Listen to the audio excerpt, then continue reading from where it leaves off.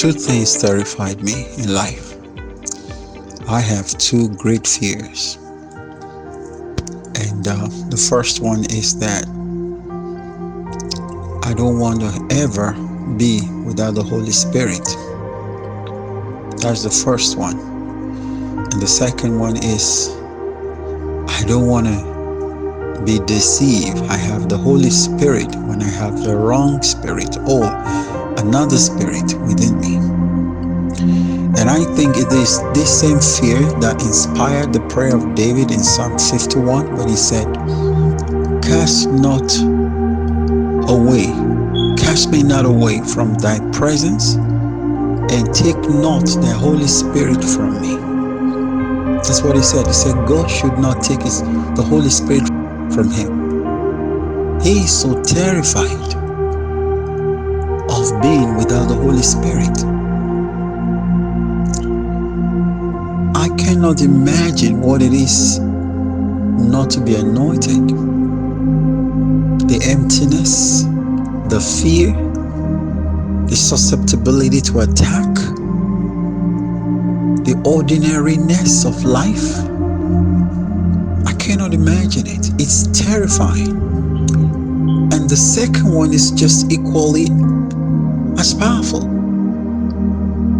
Then he said in verse 10, he said, Create in me a clean heart, O God, and renew a right spirit within me. I want you to see that.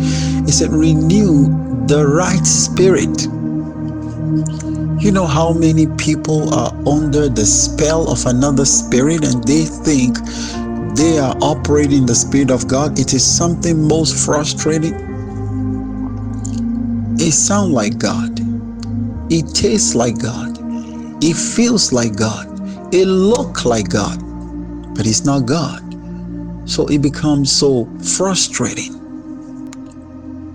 When everything seems to be right, but defeat is inevitable, or defeat is always the result, it simply means it may not be the Holy Spirit. It may not be the Holy Spirit. And this is my fear as well. Two of my greatest fear. How can I maintain the Holy Spirit and continue to maintain His presence upon my life? You know, Jesus cried with such an agony on the cross, not because of the pain, not because of the racking pains through the nerves.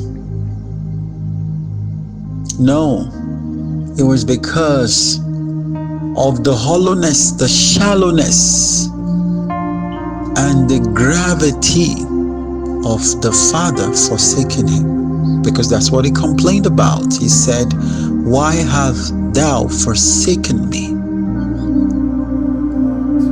So he was crying more because for the very first time in his life, he was separated from the Father, from the Holy Spirit. Because the Bible says he was a child of the Holy Spirit, separated from that comfort and that fatherliness of God. And he knew what it means not to be anointed. So I pray today that God will help you to maintain the grace upon you, and that you will always have the right spirit within you. Hallelujah. Amen. Though I've cried out before, still I want more. I want to go deep. I want to go further. I want to go higher than I've ever been.